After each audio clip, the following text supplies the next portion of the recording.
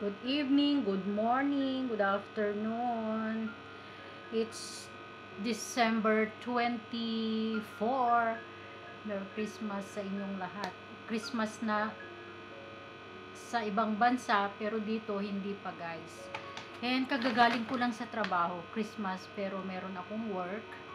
And now it's 11:20 ng gabi, alas 11 na ako natapos. So, meron akong na-receive na, ayan guys, regalo ng aking daughter. Merry Christmas, Mama, at saka isang flowers. And binigyan din niya yung aking roommate, pero yung roommate ko is nakiparty siya. Kasi, maaga siyang natapos. Ito, yan din ang kagandahan sa anak ko is kahit busy siya, nag-e-effort siya para sa akin. Tsaka hindi lang sa akin, yung roommate ko din binibigyan niya din, guys. Kaya maligayang Pasko sa ating lahat, sa mga kamag-anak ko, mga kaibigan ko, mga kaibigan ko dito sa YouTube. Maraming salamat sa iyong pagsuporta sa akin, guys, mga katim ko. Merry Christmas to one and all. So, bago ako matulog, kasi haggard na ako, guys. Mamaya pa naman ako matulog pagkatapos nito. Para naman na hindi magmukhang dry yung aking face, maglalagay ako ng face mask na cucumber. Hindi na nga ako masyadong naglalagay ito, guys, kasi sa sobrang busy ko. Pero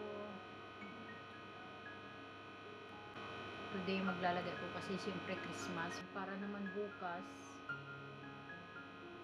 hindi haggard yung aking face.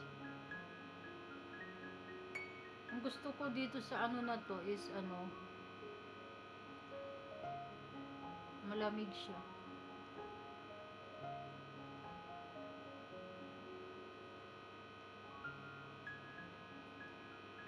Hello everyone! Welcome again to my channel. So today is Wednesday, December 25, and kagigising ko lang, katatapos ko lang ng lunch and naka-shower na ako. Dry na dry yung aking skin ngayon, guys, and nagda-dry pa ako ng hair ko kaya hindi ko pa siya tinatalian. So ngayon malamig na ang panahon, nag-change weather na dito. Medyo para sa amin is malamig, pero sa mga iba siguro parang normal lang siya sa kanila. Pero para sa akin is malamig na. Ayan, kaya nagda-dry talaga yung aking skin, and meron akong matagal ko nang natanggap ito. Pasalubong ko ito galing sa Thailand, and maganda daw ito na lotion, extremely whitening body lotion. This is snail good. And itatry ko ngayon, guys, hindi ko pa talaga nabubuksan, matagal na.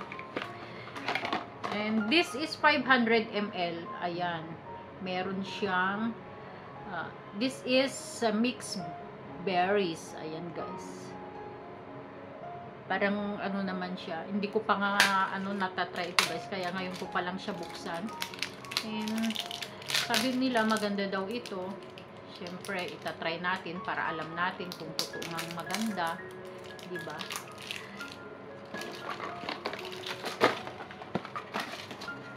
Kasi grabe talaga ngayon ang ang dry ng skin. Bango siya, guys. Oh. So, kagabi, guys, 11 o'clock na ako natapos sa work. And it's Christmas. So, ako lang mag-isa dito sa bahay na nag-muni-muni. Kasi yung kasama ko sa work is nakiparty siya dun sa mga kaibigan niya. May nag-invite sa kanya. And ako is wala. And I don't have time ngayon, guys, kasi super busy ako. Alam nyo ba, guys, na this 2024, ang dami kong realization sa buhay na, kumbaga, about hindi naman yung problema na matinding problema, pero na-realize ko lang sa buhay ko ba na araw-araw nagtatrabaho ako, buwan-buwan na may sahod ako, pero talagang parang ang hirap ng buhay. Yun ang pakiramdam, yun ang na-observe ko ngayon. 2024. Kasi, kumbaga, sumasahod naman ako monthly. Bakit? Ang hirap mag-ipon ng pera. Kumbaga, this 2024 is the hardest time para sa akin. Kasi, sunod-sunod ang problema ko financially. Kumbaga, kung walang sakit, may nangangailangan, parang ganun ba na yung wala akong naiipon. As in, talagang wala, guys. Nagtitipid naman ako, pero sa mga pagkain, talagang hindi ako nagtitipid, guys. Gumagastos talaga ako kasi syempre nagtatrabaho ako araw-araw. Wala akong lakas kung hindi ako kakain ng tama, di ba? Nandiyan yung gamot ko, nandiyan yung vitamins, o syempre fruits everyday. Kaya na-realize ko lang, sumasahod ako, nagtatrabaho ako araw-araw, bakit wala akong naiipon? Sunod-sunod ang pinagkagastusan ko this year kasi ilang beses ako na nagpa-doktor, nagpa-blood test, tapos yung nanay ko pa, yung pamilya ko pa. Siyempre ako kasi, guys, oo, sabihin naman natin na wala na akong pinapaaral, pero bakit? Yun ang tinatanong ko sa sarili ko. Wala na akong pinapaaral, pero parang dumadami yung pinagkakagastusan ko. 'Di ba? Yung kumbaga lahat 'yan nare-realize ko ngayon. Bakit? Ang hirap-hirap kaya ng buhay na ngayon, guys, hindi na kagaya dati.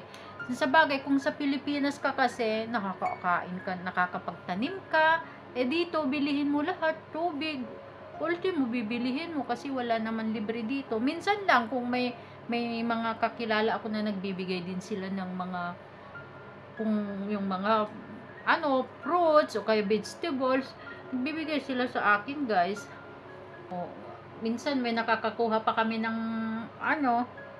ng gulay, malunggay diyan sa kapitbahay, kukuha ka lang, wala namang nagagalit.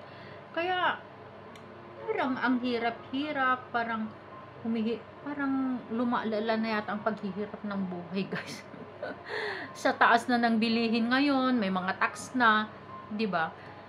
So, kaya kahit na gaano ka man ka tipid, wala ka pa rin talagang maiipon, guys.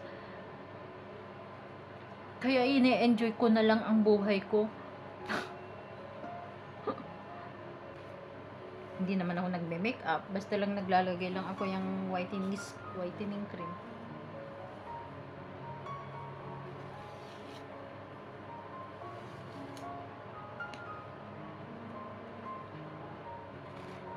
Sa work naman kasi, wala naman silang pakialam kung talian mo yung buhok mo o nakalugay, pero ako kasi, guys, ayaw ko kasi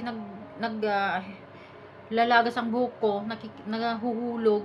Ayaw kong nakikita nila na nagkakalat yung hair ko ba. Saka para mas comfortable ako sa ganitong ayos. Minsan tinitirintas ko siya.